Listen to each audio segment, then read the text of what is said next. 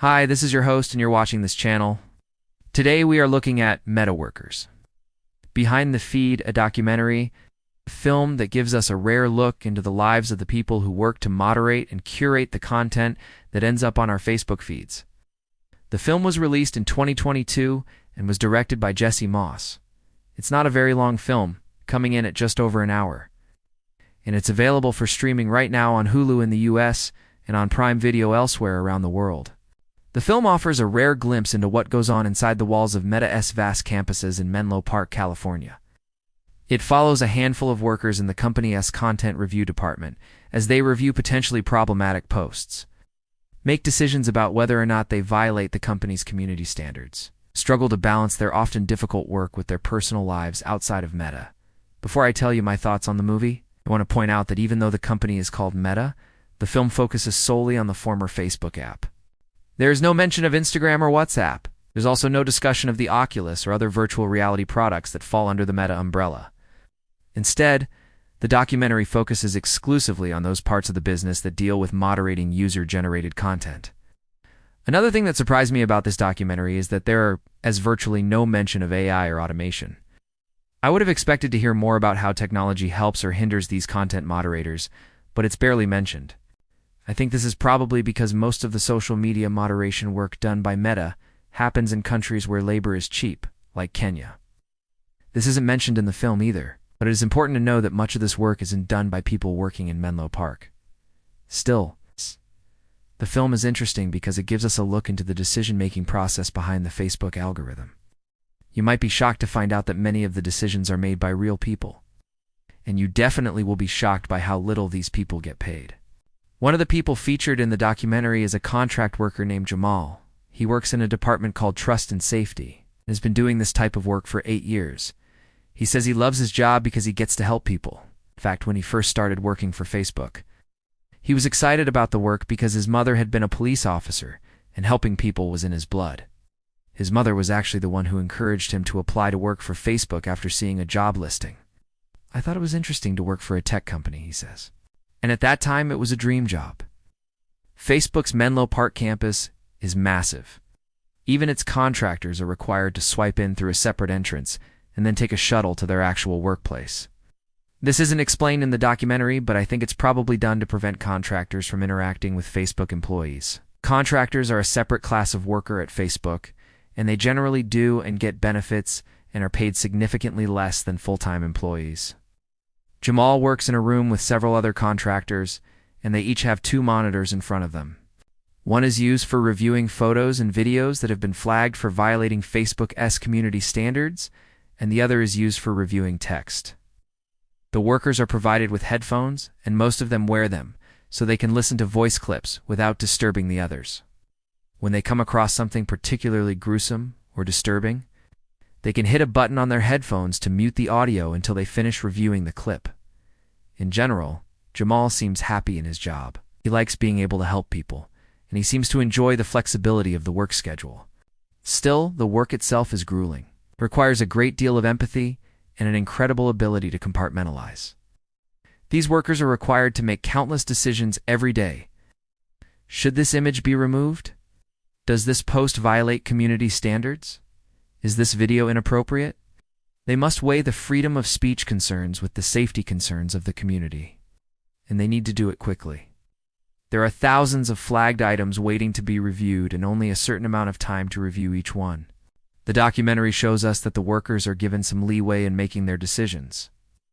They are encouraged to use their best judgment and to consider the context of each post.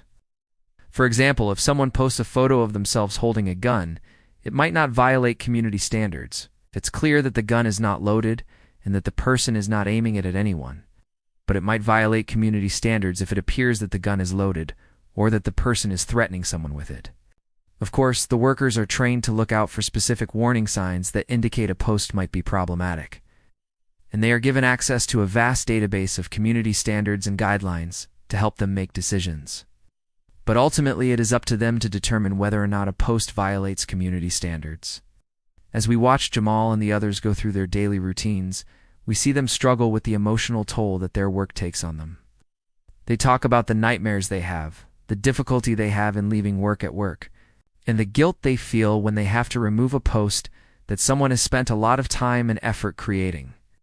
It's clear that this work is not easy, and that these workers are not simply mindless drones mindlessly following rules.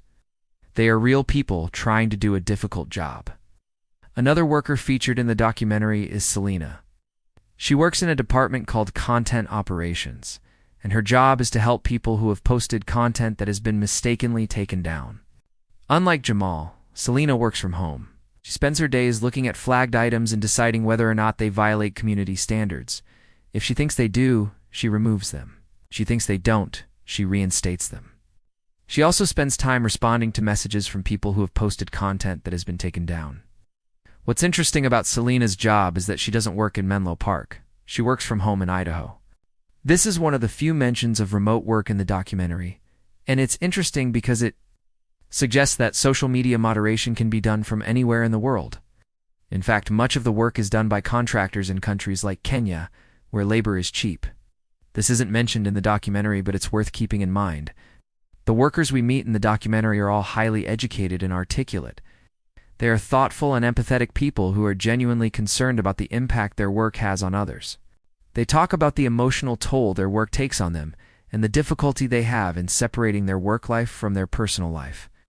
We see them struggle with the ethical dilemmas that arise when they have to make decisions about what content should be allowed on Facebook and what should be removed.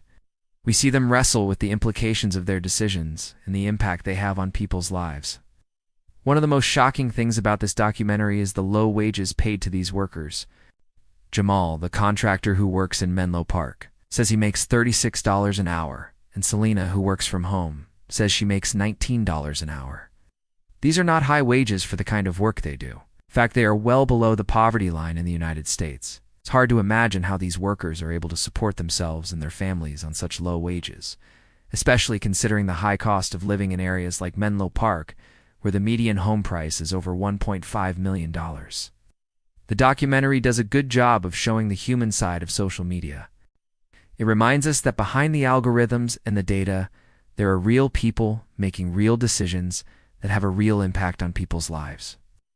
It also reminds us that these people are not robots. They are real people who have emotions and feelings and who struggle with the difficult decisions they have to make every day. However, I did have some issues with the documentary.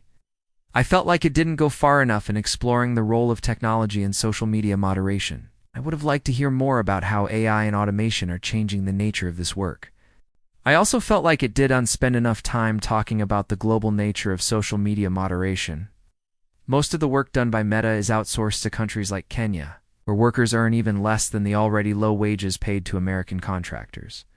Despite these issues, I do recommend this documentary. It's a fascinating look into the world of social media moderation, and it reminds us that behind the algorithms, there are real people making real decisions. Thanks for watching. If you enjoyed this video, please like and share, and let us know what you think in the comments. And if you haven't already, please subscribe to stay up to date on our latest videos.